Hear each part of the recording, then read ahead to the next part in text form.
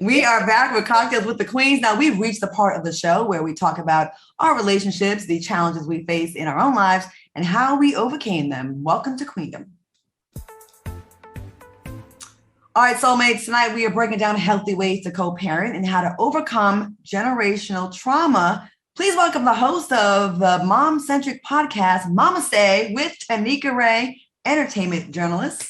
Tanika Ray, hey lady. Hey girl, how are you?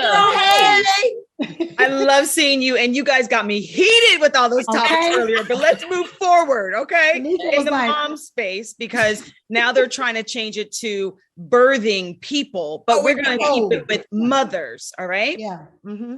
How do you, you know what? We could probably have a nice little debate with you on here. Wouldn't be because we were just like, because I'm not afraid to speak my truth, and I just don't look at comments. And you're right, Claudia, we all need to speak out, because there's a lot of stuff that we keep under the wraps because we're scared of what people are going to say. That's the reason why we are in this world the way that it is on fire, because we're scared to tell the truth. So let's speak our truth. Absolutely. Well, let's just get right into it, Tanika. You've been the go-to entertainment journalist on some of the most watched entertainment television programs, and now you're hosting the podcast Mama Stay with Tanika Ray. How did that come about? You know, I've been in Hollywood for a while. As you guys have all known, I've interviewed all of you on red carpets. Yay. And when it came down to it, when I had a child, I realized, oh, this is the tribe I really connect with. I love being in flashy Hollywood, but there's nothing like mom to mom conversations. We all live a very similar life, no matter where you are, no matter what your background is. There's a common denominator of pushing a child out of your vagina and having to deal with nurturing and raising a human. You are literally taking care of another person. And I think that this world likes to diminish that and be like, oh, it's just what women do. It is a full unpaid job. Tell them. Come through, birthing person. Come through, birthing person. Okay. First of all, I just got to say congratulations, baby girl. I didn't know that you had a baby. Yes, I had a baby. Congratulations, queen. Congratulations.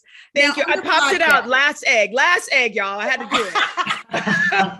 But my child is 8, and like any mother who has children, every single year is just a new level of challenges, a new level of checking you, because we get checked every day as moms. We do. Don't we, Lisa Ray? You know. Yes.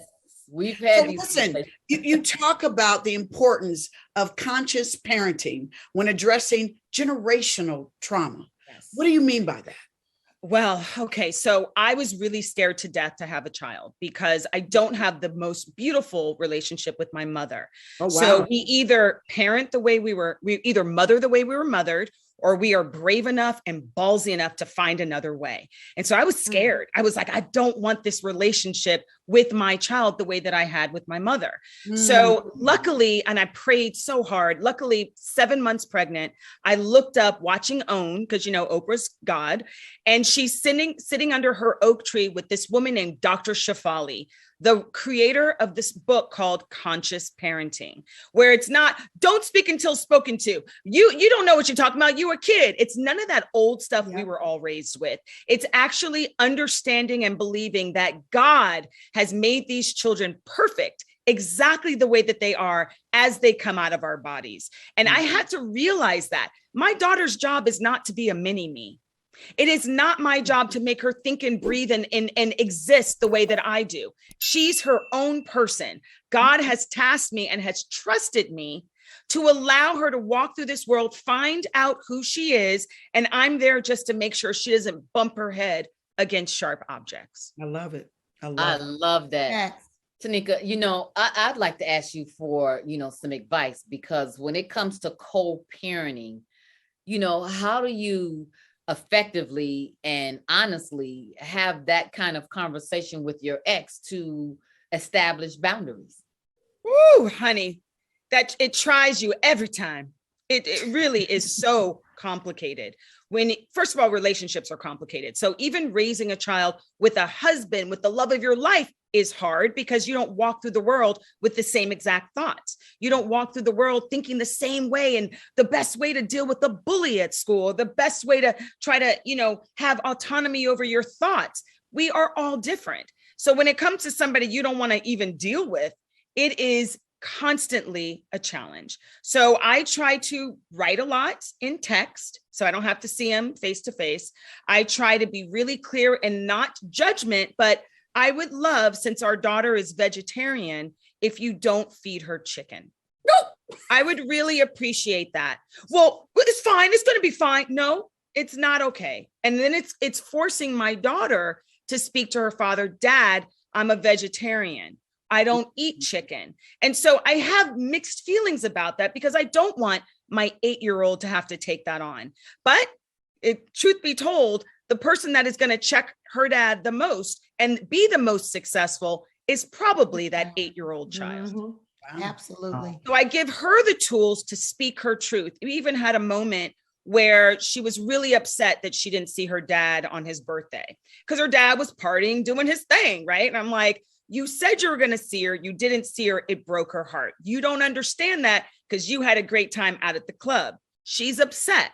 So I brought them both in the house and I said, Nyla, tell your dad what you're feeling and give her the space to feel brave enough to say, I'm sad I didn't get to see you on your birthday.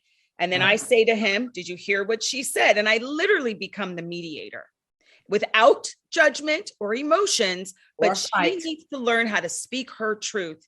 And what he won't hear from me, he will be able to receive from her. That's right. That's right. And Thank you for that. those are big facts. Tanika, I'm a mother of 2. I have an 11-year-old and a 14-year-old. So, child, I feel you. It's a constant communication. It's just a constant communication fiasco.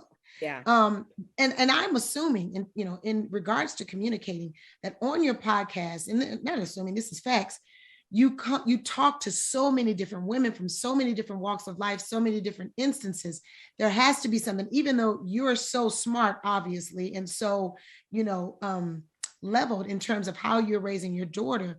What is something that you've learned from other mothers on your podcast? What is something that's been like, you know what? That's a good old point. I'm going to apply that to myself. I learned something on every single episode. The glorious Queen Lisa Ray was on my show. Thank you for blessing it. I've actually aired it a couple times because I ended up on Red Table Talk and I wanted to reiterate how amazing it is to be brave in your truth. And Lisa Ray going on Iyanla's show gave me the strength to say, you know what? It's okay for me to voice my truth. I did not have the most amazing relationship with my mother. That's the place to start. Now I need to do the work to make it better for my daughter. And what that show did was it opened up my mom going, oh, well, now that you've embarrassed me in front of the world, what can I do? And actually it took that embarrassment for her to get out of her ego and go, maybe I'm doing something wrong. And what I learned from Lisa was to be brave. What I've learned from Ananda Lewis, which we all know from MTV and BET. Ananda came on and she's like, I don't care what anybody's doing out there in the world. My life is my sanctuary. My home is my sanctuary. I live in a bubble. I drink only water. I'm a vegetarian. And she's so unapologetic in the things that she kicks out of her life. And she only keeps the things that feed her spiritually, mentally, and emotionally. I learned that from her. Every single mom has jewels that they drop every single episode. And I'm honored that they come on, everyone from Michael Michelle, she's a little actress on Mixed-ish, who's now on the Raven Simone show. Her mom came on the show. So it's not just women who are in Hollywood, but it's sometimes women in Hollywood mom, how they raise them to be successful, how she raised a little 7, 8, 9-year-old girl to navigate this world of Hollywood, which none of us have done so well, and to be so self-loving and to be so confident. I mean, that's the goal in this world that's on fire, is to raise children that are empathetic, who are confident, who are kind, and also ain't about people when they come at them the wrong way. That's right, Tanika. It sounds like a fascinating podcast. What can our viewers learn from listening to Mom Say before we let you go? I'd just like to leave them with something. You've said a lot that I'm intrigued. So what would you say in a nutshell? Well, I say take it with grace, okay? We've all been conditioned in this world, right? We've been conditioned by society, especially as African Americans. We have to remember we're only the second generation out of civil rights. So the things that my parents learned, like keep your head down, don't be too much of a problem, always agree, work hard to the bone. All that stuff is great. But we now live in the world that if I worked my butt off and never said anything and never promoted and nobody would care. We live in a different world. We have to understand our conditioning. We have to break those generational curses that we don't tell anybody what we're going through at home. There's kids who have been molested for years, and there's physical abuse, and then there's trauma that's emotional and mental. And they're all different, but all relative, right? There are kids who are taught never to tell that they were abused in their homes. And that just leads to them, whatever they do with their kids, don't tell your truth. And we've got to break it all. Mental, physical, emotional trauma needs to come to an end. Remember, we're the generation that grew up with Oprah. We're the generation that started making millions of dollars. We're the generation that's built for this. Look at what our kids are inheriting.